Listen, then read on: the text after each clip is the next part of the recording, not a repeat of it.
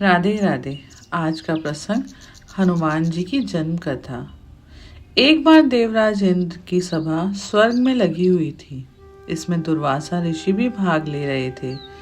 जिस समय सभा में विचार विमर्श चल रहा था, उसी समय सभा के मध्य पुंजीक स्थली नामक इंद्रलोक की अप्सरा बार बार इधर से उधर आ जा रही थी।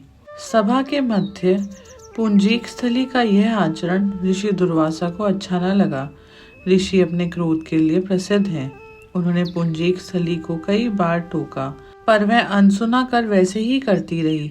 तो दुर्वासा ऋषि ने कहा, तुझे देव सभा की मर्यादा का ज्ञान नहीं, तो कैसी देव अप्सरा है जो वानरियों की तरह बार बार आ जाकर सभा में व्यवधान डाल रही है। जा, अपनी इस आदत के कारण तू वानरी हो जा।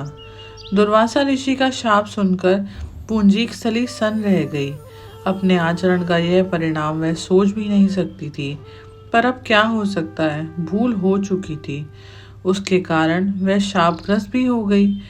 उसने हाथ जोड़कर विनय करके कहा, ऋषिवर, अपनी मूर्खता के कारण यह भूल मैं अनजाने में करती रही और आपकी वर्जना पर भी ध्यान न दिया। सभा में व्यवधान डालने का मेरा कोई उद्देश्य न था। कृपया बताइए, अब आपके इस शाप से मेरा उद्धार कैसे होगा। अप्सरा की विनती सुनकर ऋषि दुर्वासा पसीज गए और बोले, अपनी इस चंचलता के कारण अगले जन्म में तू वानर जाति के राजा विरज की कन्या के रूप में जन्म लेगी। तू देव सभा की अप्सरा है, अतः तेरे गर्भ से एक महान, बलशाली, यशस्वी तथा प्रभु भक्त बालक का जन्म होगा। पुंजीक अप्सरा को संतोष हुआ। पुनः जन्म में वानर राज विरज की कन्या के रूप में उसका जन्म हुआ। उसका नाम अंजना रखा गया। विवाह योग्य होने पर इसका विवाह वानर राज केसरी के साथ हुआ। अंजना केसरी के साथ सुखपूर्वक प्रभास तीर्थ में रहने लगी। इस क्षेत्र में बहुत शांति थी तथा बहुत से ऋषि आश्रम बनाकर यज्ञ आदि करते थे। एक बार ऐसा हुआ कि वन में विचरने वाले शंखबल नामक जंगली हाथी परमत हो उठा तथा वन में उत्पात मचाने लगा। उसने कई आश्रमों को रौंद डाला, यज्ञ वेदियां नष्ट कर दी।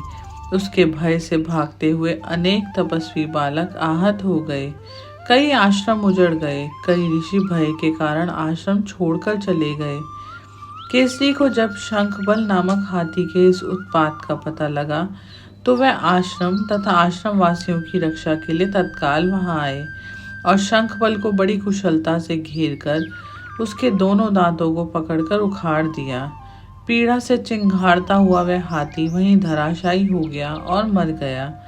आश्रम की रक्षा के लिए उनके अचानक पहुंचने तथा हाथी को मारकर आश्रम वासियों को निर्भय कर देने वाले केसरी का ऐसा बल देखकर ऋषि मुनि बहुत प्रसन्न हुए और केसरी के पास आकर आशीर्वाद दिया और कहा, वानर राज केसरी, जिस प्रकार तुमने आज हम सबकी रक्षा करी है, इसी प्रकार भविष्य में तुम्हारा होने वाला पुत्र पवन जैसे वेग वाला होगा तथा रुद्र जैसा महान बलशाली होगा। तुम्हारे बल तेज के साथ साथ उसमें पवन तथा रुद्र का तेज भी व्याप्त होगा।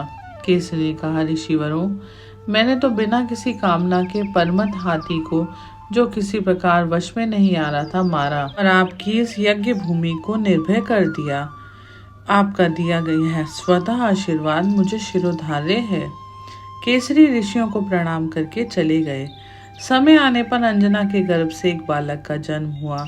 उसमें अपने बाल्यकाल से ही ऋषियों द्वारा दिए आशीर्वाद का तेज झलकने लगा। आश्रमों में वह पवन वेग की तरह जहां तहां पहुंच जाता। आश्रमों में विघ्न डालने वाले वन्य जीवन तथा दुष्ट व्यक्तियों को अपने अपार बल से खदेड़ देता। अपने इस पराक्रम से मदमत हो जाता तथा अपने साथियों के साथ वह आश्रमों में क्रीड़ा करता। उसको खेलने से कोई रोकता तो वह उसको भी तंग करने लगता। बालक तो था ही। उसके बाल कौतुक से जब ऋषियों को असुविधा होने लगी, तो उनके पूजा पाठ यज्ञ में व्यवधान आने लगा। उन्होंने उसके स्वभाव में शांति लेने के लिए आशीर्वाद जैसा एक शाप दे दिया, तुम अपने बल को हमेशा भूले रहोगे। जब कोई तुम्हें आवश्यक होने पर तुम्हारे बल की याद दिलाएगा, तब फिर तुम में अपार बल जागृत हो जाएगा।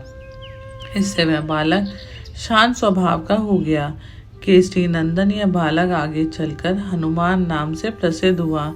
सीता जी की खोज के लिए जब कोई समुद्र पार करने की साहस नहीं कर रहा था तो हनुमान जी भी चुप बैठे थे। उसी समय जामवंत ने हनुमान जी को उनका बल याद दिलाया। तब उन्होंने समुद्र पार कर सीता जी की खोज करी। जय श्री राम।